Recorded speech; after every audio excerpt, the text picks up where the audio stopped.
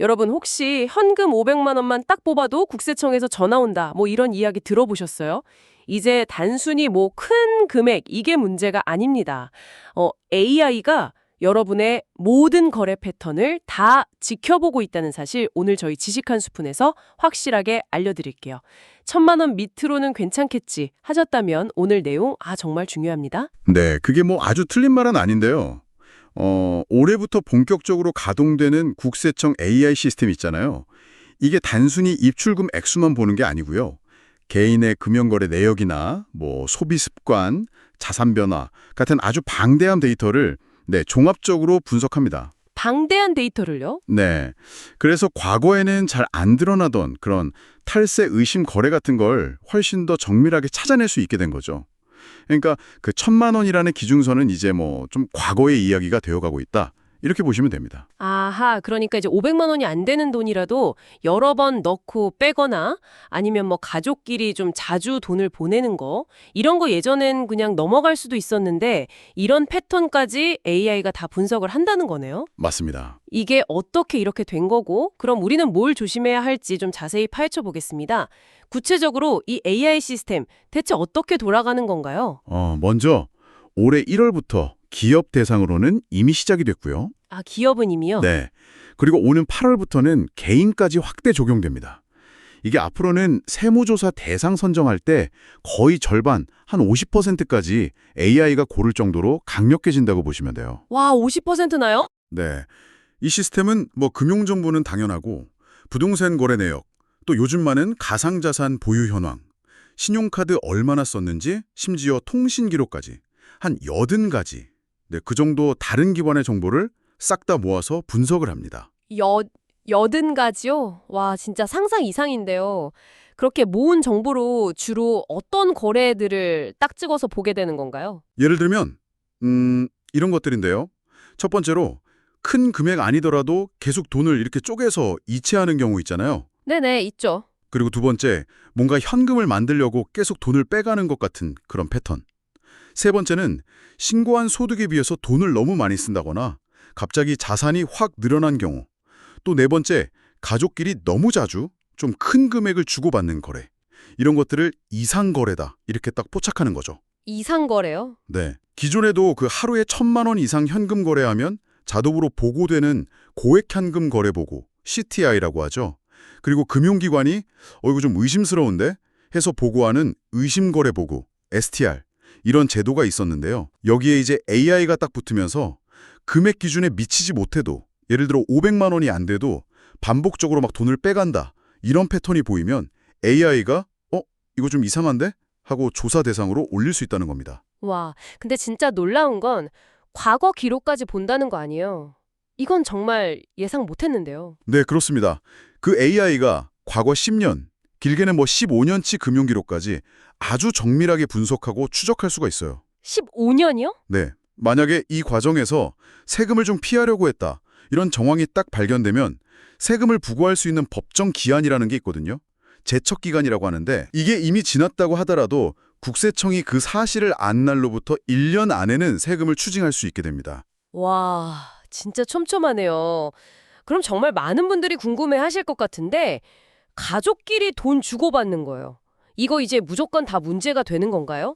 예를 들어 뭐 부모님이 자녀한테 용돈 주거나 학비 대주는 거 이런 것까지요? 그거 좋은 질문인데요.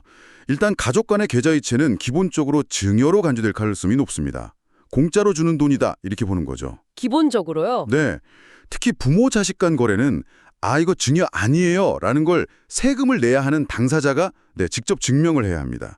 예를 하나 들어볼까요? 어떤 김 사장님이 한 5년 동안 매달 490만 원씩 아들에게 꾸준히 보냈어요. 총액이 한 2억 9,400만 원 정도 됐는데 490만 원씩 꾸준히. 네, AI가 이 반복적인 소액 이체 패턴을 딱 포착한 거예요. 그래서 결국 증여세를 안 낸 걸로 봐서 가산세까지 포함해서 무려 6,200만 원을 추징당했습니다. 500만 원 안 넘게 쪼개서 보냈는데도 걸린 거죠. 와, 490만 원씩 쪼갰는데도 6천만 원 넘게요? 세상에, 안 통하는군요. 그럼 혹시 다른 사람 이름으로 된 계좌, 그 왜 차명 계좌라고 하잖아요. 그런 걸 쓰는 건 좀 괜찮을까요? 그것도 굉장히 위험합니다. 소득을 만약 다른 사람 명의 계좌로 받으면 그 계좌 주인의 평소 소득이나 소비 패턴하고는 뭔가 안 맞는 돈의 흐름이 생기잖아요. 그렇죠. 당연히 다르겠죠. AI는 이런 불일치를 이상 신호로 보고 추적할 수가 있습니다. 실제로 어떤 유튜버 박모 씨가 수입을 어머니 계좌로 이렇게 관리하다가요. 어머니 소득 수준에 안 맞는 큰 돈이 계속 들어오는 걸 AI가 발견했어요. 그래서 결국 소득세랑 가산세를 내야 했습니다. 아, 듣다 보니까 점점 걱정이 됐는데요. 그럼 가족 간에 돈을 주고받을 때 좀 뭐랄까 현명하게 대처할 방법은 없을까요? 아까 말씀하신 생활비나 교육비는 괜찮다고 하셨는데 그거 말고 다른 방법은요? 네, 물론 방법은 있습니다.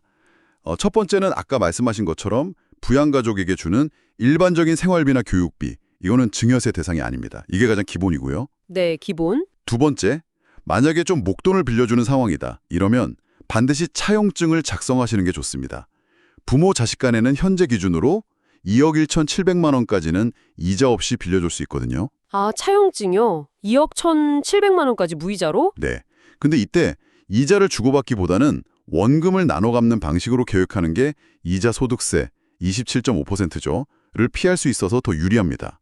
이걸 잘 활용하면 부부가 각자 또 양가 부모님 도움까지 받으면 이론상으로는 8억 원 이상도 이자 부담 없이 자금을 마련할 수도 있습니다. 와, 차용증 활용 이거 진짜 좋은 방법 같은데요.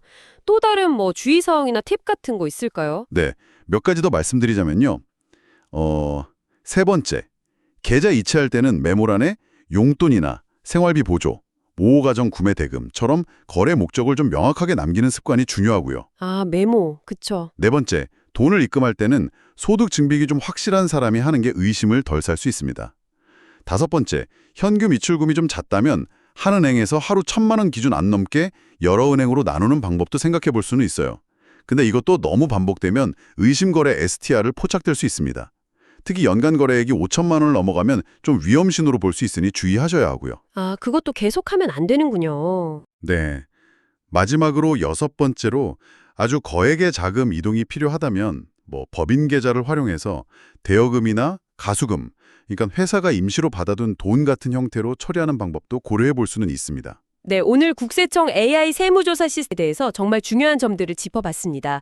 이제 단순히 거래 금액만 보는 게 아니라 거래 패턴, 자금 흐름 전체를 AI가 분석한다는 사실, 특히 그 반복적인 소액 거래나 가족 간 자금 이동할 때는 예전보다 훨씬 더 신중해야 한다는 점 여러분 꼭 기억하셔야겠습니다. 맞습니다.